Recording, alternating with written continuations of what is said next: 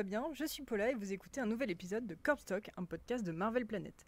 Comme il fait de nouveau très chaud à Paris, j'enregistre ce podcast dédié à la série Asgardiens de la Galaxie tome 1, L'Armée des Morts, qui vient de sortir chez Panini Comics avec la fenêtre ouverte. Donc par avant, je m'excuse si vous entendez des bruits de voiture ou mon voisin qui rappe. C'est tout à fait normal, enfin je crois. Donc Asgardiens de la Galaxie vient de sortir dans la nouvelle collection 100% de Panini pour le prix de 17€. Un nom d'équipe qui fait référence à la blague d'internet qui avait eu lieu lors de la sortie du film Thor Ragnarok et qui d'ailleurs a été reprise dans le film Avengers Endgame. Donc vous savez très certainement de quoi je parle. Bref, parlons comics. C'est une série écrite par Colin Bunn et principalement dessinée par Matteo Lolli avec les couleurs de Federico Lee et les lettrages sont de Cory Petit. Oui, maintenant je vais essayer aussi de parler de couleurs et de lettrages et notamment là les lettrages de Cory Petit sont magnifiques parce qu'il y a des grandes anatomées et des sound effects qui sont de toutes pépites. Ah oui. Et on va continuer avec cette partie technique parce que n'oublions pas les guests comme notamment Stéphanie Hans et Natacha Bustos, entre autres.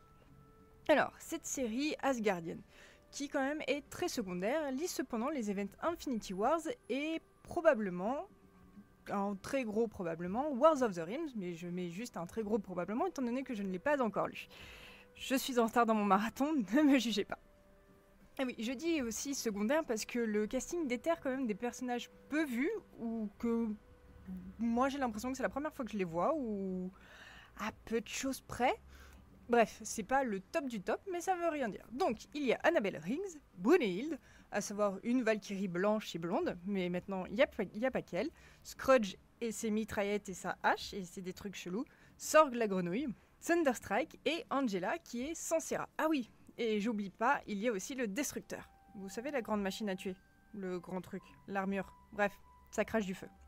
Donc cette belle équipe est réunie pour empêcher Nebula de lancer l'armée des dieux morts sur des planètes. Et ouais, en fait c'est pas plus compliqué que ça. Elle veut juste se faire remarquer par Gamora qui a l'air d'avoir eu un truc chelou pendant Infinity Wars et bah c'est tout en fait.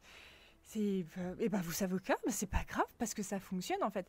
Ce qu'il y a de bien, c'est qu'il y a quand même ce qu'il faut de présentation des personnages sans être perdu, mais sans avoir l'impression de passer des heures à essayer de les comprendre. Il y a ce qu'il faut d'interaction personnelle pour ne pas avoir de la bagarre stupide. Et quand il y a de la bagarre qui en fait pour le coup n'est pas vraiment stupide, c'est sacrément bien mis en scène. Merci Loli et Lee parce que je me suis vachement amusée avec ces petits découpages, ces petites actions. C'est Gamora dans son bikini métallique qui vole, moi ça me suffit. Donc c'est un grand oui. Alors non, la série n'est pas révolutionnaire, elle va pas vous chambouler votre vie. Dans un an, vous l'aurez sûrement oublié, mais vous allez, en tout cas, vous aurez oublié les détails, mais vous allez certainement être comme moi avec ce sentiment de ah ouais, je me souviens que je l'ai lu, bah je me souviens pas trop de quoi ça parle, mais c'était cool, c'était beau et en fait j'avais bien aimé. Voilà, ça m'arrive assez souvent. Et en fait, pour le coup, je dois dire que ça me va. Et vous pensiez vraiment que j'allais passer à côté alors qu'il y a Angela en gros sur la couverture? Non. Voilà. Cette série n'est pas indispensable pour une Infinity Wars, enfin je crois, de toute façon j'en sais rien, j'ai pas lu l'event, je suis complètement passée à côté volontairement.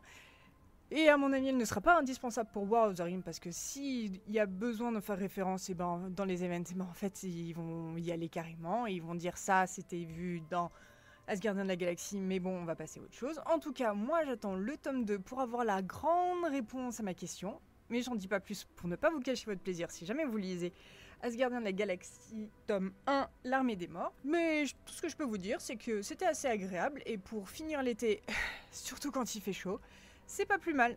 C'est tout pour moi, j'espère que cette revue vous a plu. Si c'est le cas, vous savez ce qu'il vous reste à faire. Et si vous voulez me recommander des choses à lire, vous pouvez me le faire dans les commentaires ou sur Twitter, parce que je suis très active sur Twitter au handle Marvel Planet. Salut tout le monde!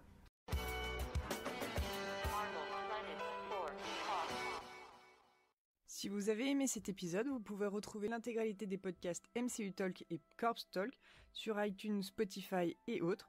N'hésitez pas à nous dire ce que vous en avez pensé grâce aux étoiles et aux commentaires. Et bien évidemment, vous pouvez nous retrouver sur Twitter à @MarvelPlanet. À bientôt!